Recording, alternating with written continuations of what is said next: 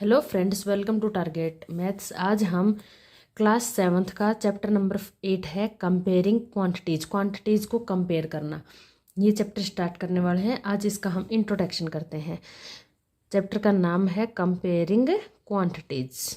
चलो स्टार्ट करते हैं। इसमें हम क्या क्या डिस्कस करेंगे। सबसे पहले हम रेशियो डिस्कस करेंगे, इक्विवेलेंट रेशियो क्या होता है वो सब डिस्कस करेंगे, प्रोपोर्शन मेथड कैसे यूज करते हैं, क्या होता है प्रोपोर्शनल, और यूनिटरी मेथड वो कैसे यूज करते हैं और क्या होता है, ये सब डिस्कस करेंगे। तो चलो स्टार्ट करते हैं। सबसे पहला है कंपेयरिंग क्वांटिटीज। पहले चैप्टर को ही पढ़ते हैं। इसका मतलब क्या होता है, देखो कंपेयरिंग क्वांटिटीज, कंपेयर का मतलब तो हमें पता चल गया क्वांटिटीज में कंपेयर करना, लेकिन क्वांटिटीज क्या होती है। तो देखो क्वांटिटीज क्या होती है, जैसे हम वेट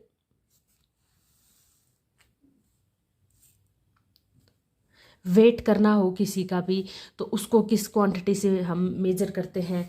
या फिर कैपेसिटी, कैपेसिटी मतलब कोई लिक्विड, जैसे वेट है, जैसे हम अपना ही वेट करने हैं तो 1 kg है, या कोई कुछ भी सामान खरीद रहे हैं तो कितना लेना है, तो जैसे 5 kg राइस लेके आने हैं तो वो क्या हो गया, उसका वेट हो गया, उनको बोलते हैं क्वांटिटी। तो उसको मेजर किस में करते हैं, वेट को हम जनरली किलोग्राम और ग्राम में, ठीक है। नेक्स्ट आता है कैपेसिटी। कैपेसिटी क्या होती है, कोई लिक्विड चीज है उसको हम नापने के लिए क्या यूज करते हैं, लीटर, जनरली लीटर, मिलीलीटर, ये सब यूज करते हैं। तो जैसे 1 litre, 2 litre juice, 1 litre milk, okay, 5 litre juice. तो कैपेसिटी होती है कोई भी लिक्विड चीज है उसको हम किससे नापते हैं, तो उसकी मेजरमेंट की, जो मेजरमेंट की होती है उसको बोलते हैं लीटर, मिलीलीटर, इनको बोलते, ये होती है लिक्विड के लिए। आगे आता है टाइम। टाइम को हम किससे मेजर करते हैं, सेकंड, मिनट, हावर, डे, मंथ, ईयर, इन सब से हम टाइम को मेजर करते हैं, ठीक है। ये टाइम के मेजरमेंट की यूनिट होती है। नेक्स्ट आता है डिस्टेंस। डिस्टेंस को मेजर करने के लिए हम क्या यूज करते हैं, किलोमीटर, जैसे 60 किलोमीटर, या फिर 500 मीटर, मीटर, किलोमीटर, ये सब किसके लिए यूज करते हैं, हम डिस्टेंस के लिए। नेक्स्ट आता है मनी। मनी के लिए जनरली हम रुपए और पैसे यूज करते हैं, ठीक है। तो ये होती है इनको मेजरमेंट करने की यूनिट। तो वेट को करते हैं किलोग्राम और ग्राम से, कैपेसिटी को करते हैं लीटर, मिलीलीटर से, टाइम को सेकंड, मिनट, हावर, डे, मंथ, ईयर, डिस्टेंस को किलोमीटर, मीटर में, और मनी को करते हैं रुपए एंड पैसे से, ठीक है। तो ये सब क्या होती है, क्वांटिटीज होती है। ये अलग अलग मेजरमेंट की अलग अलग क्वांटिटीज है। देखो जिस क्वांटिटी के अकॉर्डिंग अलग अलग मेजरमेंट होती है, जैसे कोई वेट करना हो तो किलोग्राम में, कैपेसिटी है तो लीटर में, तो इस टाइप से हमने अलग अलग डिवाइड कर रखी है। तो ये सब होती है क्वांटिटीज, ठीक है। इन क्वांटिटीज को मेजर करने का ये मेथड होता है। अब आगे पढ़ते हैं हम कंपेयरिंग क्वांटिटीज। तो कंपेयरिंग क्वांटिटीज क्या होती है, देखो रेशियो देखते हैं, आगे हमारा टॉपिक रहेगा रेशियो। तो रेशियो क्या होता है, the ratio is use to compare two quantities. इनमें से कोई भी 2 क्वांटिटीज है, जैसे वेट को वेट से ही कंपेयर करना है, same, these quantities must have same unit. Same unit का मतलब होता है वो सेम होनी चाहिए, यूनिट सेम होनी चाहिए।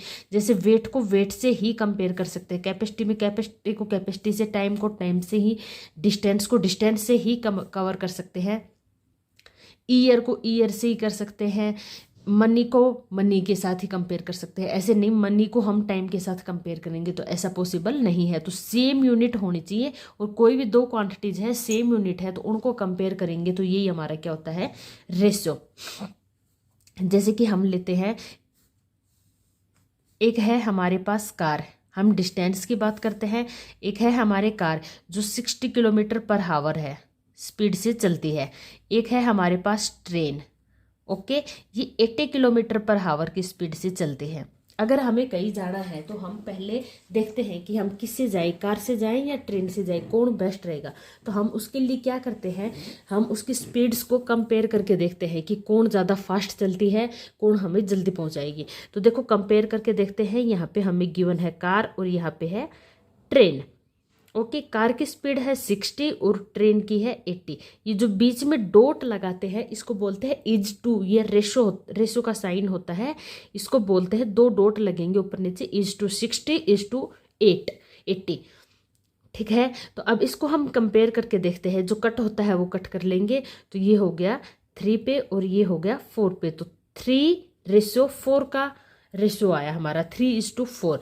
इट मीन्स कार जब 3 चलती है तो ट्रेन 4 चल लेती है, 4 स्टेप्स चल लेती है। जब कार 3 स्टेप्स चलती है तो ट्रेन 4 स्टेप्स चल लेती है। इट मीन्स कौन फास्ट है? ट्रेन। तो ये इसका मतलब ये नहीं है कि फ्रैक्शन में है 3। देखो फ्रैक्शन क्या होता है, फ्रैक्शन अलग चीज होती है। देखो इसी की बात करें तो फ्रैक्शन में लिखेंगे तो 3/4। तो फ्रैक्शन में क्या होता है, 4 पार्ट किए किसी भी चीज के, उसको उसके हमने 3 पार्ट्स यूज कर लिए।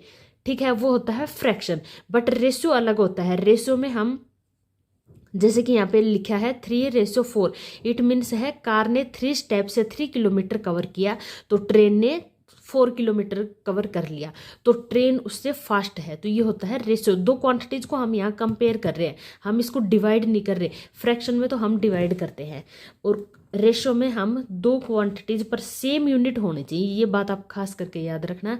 देखो टाइम को मनी के साथ हम कंपेयर नहीं कर सकते, वेट को हम डिस्टेंस के साथ कंपेयर नहीं कर सकते। सेम यूनिट की दो क्वांटिटीज होगी तो हम उनको कंपेयर करेंगे। तो उनको कंपेयर करने का सीधा सा मतलब यही होता है कि कार और ट्रेन को हम कंपेयर कर रहे हैं कि कौन फास्ट चलता है। ठीक है, एक और एग्जांपल लेते हैं। जैसे कि एक बास्केट है, इसमें 10 एप्पल्स है, ओके, और एक और बास्केट है, इसमें है 15 एप्पल्स। अब हम कंपेयर करते हैं कि इन दोनों बास्केट में से किस बास्केट में सबसे ज़्यादा एप्पल है और दोनों का रेशियो क्या रहेगा। तो कंपेयर करके देखते हैं। तो यहाँ लिखेंगे हम इसको 10:15। ओके, कट करते हैं 2:3। इट मीन्स इसमें 2 एप्पल्स है तो इसमें 3 एप्पल्स की इक्वल है, मतलब इसमें ज़्यादा एप्पल्स है। ठीक है, एक और एग्जाम्पल लेते हैं। जैसे कि यहाँ है फादर और यहाँ है सन, इनकी एज का डिफरेंस देखते हैं। ये 40 ईयर का है, तब ये 10 ईयर का हुआ है। ओके, तो अब इसको देखते हैं। ये आया 4, ये आया 1। इट मीन्स इन दोनों की एज में जो रेशियो है वो 4:1 है। ठीक है, कितना है? 4:1। इसका मतलब ये नहीं होगा कि 4/1, 1 पार्ट में से हम 4 ले लेंगे, ऐसा नहीं होता। ये फ्रैक्शन में होता है। रेशियो में क्या होता है? 4:1। इट मीन्स फादर की एज सन की एज की 4 टाइम्स है। ठीक है, ये 4 टाइम्स से ज्यादा है। एक एग्जाम्पल लेते हैं, तब आपको रेशियो और अच्छे से समझ में आएगा। चलो एक एग्जाम्पल देखते हैं।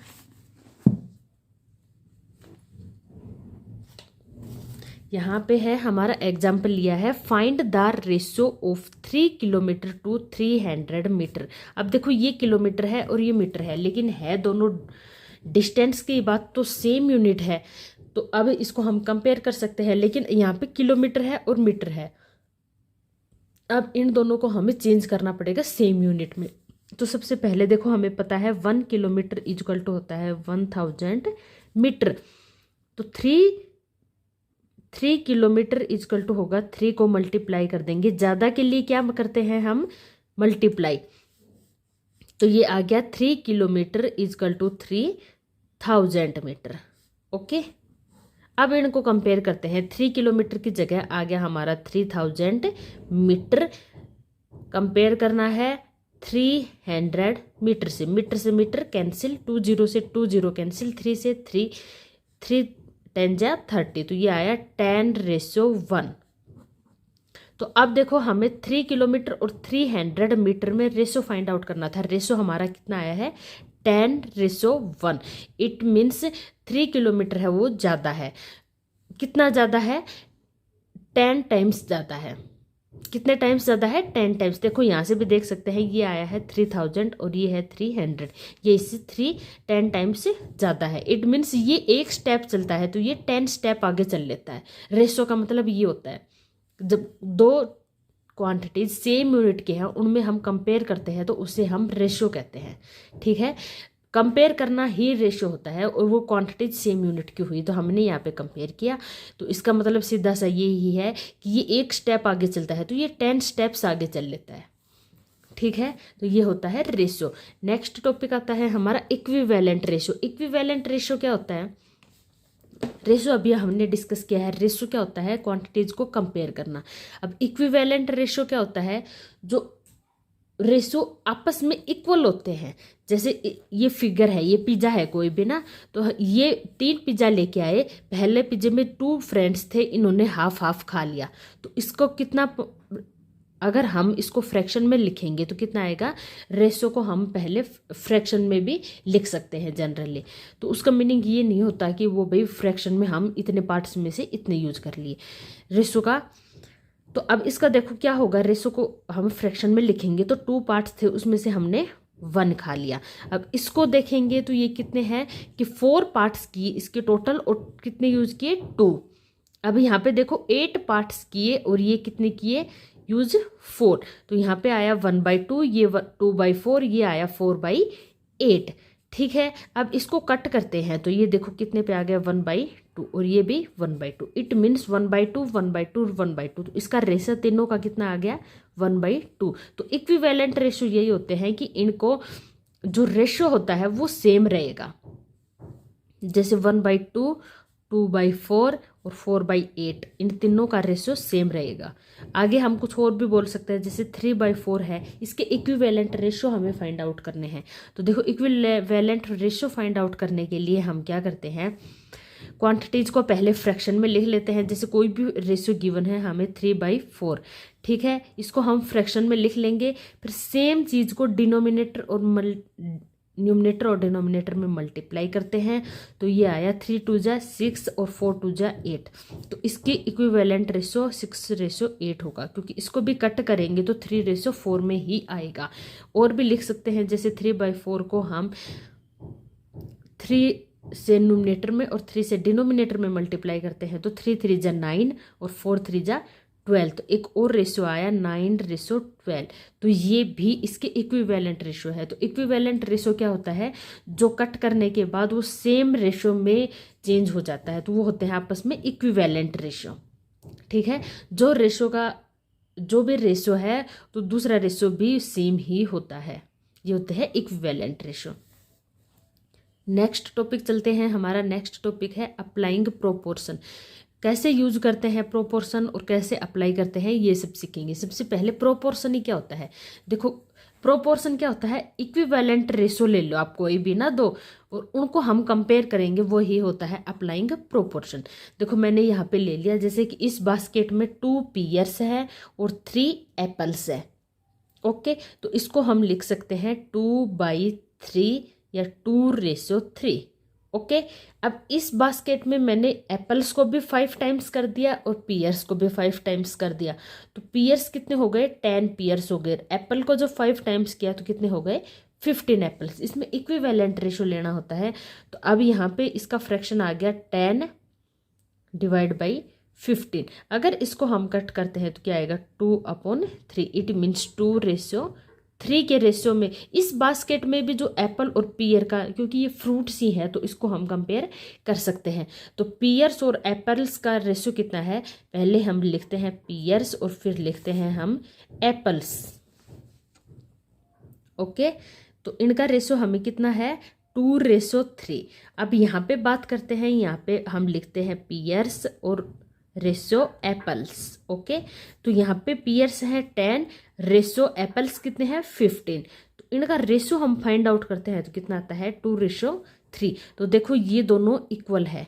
तो प्रोपोर्शन क्या होता है कि क्वांटिटी चाहे कम या ज़्यादा हो, लेकिन उनका दोनों का रेशियो सेम रहेगा, इक्विवेलेंट रेशियो रहेंगे ये, तो तब हम प्रोपोर्शन बोलते हैं इसको। हम एक एग्जाम्पल लेते हैं, उससे आपको अच्छे से समझ में आएगा। चलो एग्जाम्पल देखते हैं। एग्जाम्पल है हमारा, if the cost of 8 mangoes is ₹60। 8 mangoes की कॉस्ट कितनी है? 64 रुपए। Then what will be the cost of 25 mangoes? 25 mangoes की कॉस्ट कितनी होगी, ये हमें फाइंड आउट करना है। 8 मैंगोज की कॉस्ट हमें गिवन है 64 रुपए और 25 मैंगोज की हमें कॉस्ट फाइंड आउट करनी है। तो हम क्या यूज करेंगे यहाँ पे? अप्लाइंग प्रोपोर्शन यूज करेंगे।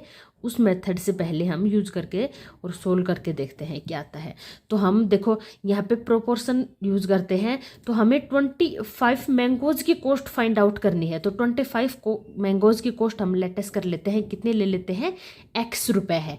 तो अब हमारा रेशो क्या बनेगा, देखो यहाँ क्या है, 8 मैंगोज, और मैंगोज को मैंगोज के साथ कंपेयर किया तो कितने हैं मैंगोज, 25 मैंगोज, ठीक है। और ये है 64, दोबारा लिखती हूँ, 64, 8 का क्वांटिटी कितनी है, 64 रुपए, और 24 के कितने हैं, x। तो यहाँ पे देखो मैंगो को मैंगो से कंपेयर कर लिया और रुपए को रुपए से कंपेयर कर लिया। तो 8 मैंगोज, इसको हम फ्रैक्शन में लिखेंगे तो नीचे आएगा 25 मैंगोज इक्वल 8 मैंगोज कितने के हैं, 64 रुपीज, और 25 मैंगोज को हमने क्या ले लिया, x रुपीज के इक्वल है। देखो हमने क्या कंपेयर किया, मैंगोज को मैंगोज से कंपेयर कर लिया। 8 मैंगोज की क्वांटिटी है 64, तो 64 रुपीज, और 25 मैंगोज को हमने x रुपए के इक्वल मान लिया, तो x रुपीज। हमने मैंगो को मैंगो, फ्रूट को फ्रूट के साथ कंपेयर किया और मनी को मनी के साथ कंपेयर किया, ठीक है। अब होता है ये ऐसे दो आ जाते हैं तो इसको हम क्रॉस मल्टीप्लिकेशन से यूज करते हैं। जैसे यहाँ पे है ए बी और यहाँ पे इक्वल है सी डी, तो इसको हम क्रॉस मल्टीप्लाई करते हैं, इसको इसके साथ मल्टीप्लाई, इसको इसके साथ मल्टीप्लाई। जब इसको इसके साथ मल्टीप्लाई करेंगे तो आएगा a d equal to b c, तो यहाँ भी हम क्रॉस मल्टीप्लाई कर देंगे। तो मैंगो से मैंगो कट हो गए, रुपीज से रुपीज कट हो गए। तो 8 को x से मल्टीप्लाई करेंगे तो 8 multiply x equal to 24 multiply by 64। हमें वैल्यू किसकी फाइंड आउट करनी है, x की। तो x इजकल टू सेम, आगे है 25 मल्टीप्लाई 64, 8 मल्टीप्लाई में है तो इधर आके डिवाइड में हो जाएगा। तो 8 से 8 जा 64, तो 25 को जब हम 8 से मल्टीप्लाई करेंगे तो 200 रुपीज, क्योंकि ये क्या थे, रुपीज ही थे। तो कॉस्ट कितनी आ गई, cost of 25 mangoes is 200 rupees, ठीक है। तो ये मेथड हमने कौन सा यूज किया, प्रोपोर्शन मेथड। इसमें क्या होता है, हमें जो भी फाइंड आउट करना है उसकी हम वैल्यू फाइंड आउट लेटेस्ट कर लेते हैं। जैसे यहाँ पे कर लिया x रुपए। अब मैंगो के नीचे मैंगो लिखेंगे, लेकिन जिस मैंगो की कॉस्ट हमें दे रखी है उसके सामने उसी की कॉस्ट लिखेंगे, और जिसकी हमने लेटेस्ट की है वो ही सामने लिखेंगे। फिर इसको क्रॉस मल्टीप्लाई करके सोल्व कर लेंगे, तो यहाँ पे हमारे x की वैल्यू फाइंड आउट हो जाएगी। और यही क्या है, कॉस्ट हमने लेटेस्ट किया था। दूसरा मेथड होता है इसमें यूनिटरी मेथड। यूनिटरी मेथड क्या होता है, यूनिटरी मेथड में हम 1 यूनिट की वैल्यू फाइंड आउट करते हैं। सबसे पहले कोई भी कुछ भी चीज़ गिवन है, हमें कोई भी गिवन है, किसी की भी कॉस्ट है या कुछ भी गिवन है, उसमें 1 यूनिट की हम वैल्यू फाइंड आउट करते हैं, उसके बाद आगे क्वेश्चन सोल्व करते हैं। तो चलो इसी एग्जांपल को लेते हैं। क्वेश्चन है हमारा, if the cost of 8 mangoes is 64, 8 mangoes की कॉस्ट हमें 64 गिवन है, तो what will be the cost of 25 mangoes. 25 mangoes की कॉस्ट हमें फाइंड आउट करनी है। तो हम यहाँ पे लिखेंगे कॉस्ट ऑफ 8 मैंगोज। 8 मैंगोज की कॉस्ट कितनी है, 64 रुपीज, ओके। अब यूनिटरी मेथड में हम पहले 1 यूनिट की वैल्यू फाइंड आउट करते हैं। तो 8 मैंगोज की कॉस्ट हमें पता है 64 रुपीज है, लेकिन एक मैंगो की कॉस्ट कितनी होगी, कॉस्ट ऑफ 1 मैंगो। 1 मैंगो की कॉस्ट हमें फाइंड आउट करनी है। तो देखो ज़्यादा से कम करना है तो हम क्या करेंगे, डिवाइड करेंगे। जब भी बिग क्वांटिटी से स्मॉल क्वांटिटी पे जाते हैं तो हम क्या करते हैं, डिवाइड। और जब स्मॉल क्वांटिटी से बिग क्वांटिटी पे जाते हैं तो हम क्या करते हैं, मल्टीप्लाई, ठीक है। तो हम यहाँ पे देखो 8 क्वांटिटी ज़्यादा थी, 8 क्वांटिटी से स्मॉल क्वांटिटी कम क्वांटिटी पे आ रहे हैं, तो यह करेंगे डिवाइड। तो 64 अपॉन 8 रुपीज, इसको सोल्व किया तो कितना आया, 8 रुपीज, ओके। अब हमें आगे किसकी फाइंड आउट करनी है उसकी कर लेंगे। ये होता है कॉस्ट ऑफ 25 मैंगोज़ की हमें फाइंड आउट करनी है। तो 25 मैंगोज़, अब ज़्यादा हो गया, 1 की 8 है तो 25 की तो ज़्यादा के लिए क्या करेंगे हम, मल्टीप्लाई। तो 8 मल्टीप्लाई 25 इजकल टू 200 रुपीज़। तो कॉस्ट ऑफ 25 मैंगोज़ की कितने आ गए, 200 रुपीज़। तो ये अलग अलग मेथड है, आप चाहे जो भी मेथड यूज कर सकते हो, आंसर सेम आएगा। ये होता है प्रोपोर्शन मेथड और ये होता है यूनिटरी मेथड। यूनिटरी मेथड में हम 1 यूनिट की वैल्यू फाइंड आउट करते हैं, इसलिए इसको बोलते हैं यूनिटरी मेथड, और ये होता है प्रोपोर्शन मेथड। ठीक है, तो ये दोनों मेथड आप यूज करके क्वेश्चन सोल्व कर सकते हो। आपको जो भी मेथड अच्छा लगे आप वो यूज कर सकते हो। ठीक है, चलो ठीक है, अब यहाँ पे हमारी ये इंट्रोडक्शन के टॉपिक सारे ख़त्म होते हैं। आगे एक्सरसाइज के लिए हम मिलते हैं नेक्स्ट वीडियो में, तब तक के लिए बाय। अगर आपको मेरी वीडियो पसंद आए तो मेरे चैनल को लाइक करें, शेयर करें और सब्सक्राइब करें। मिलते हैं नेक्स्ट वीडियो में।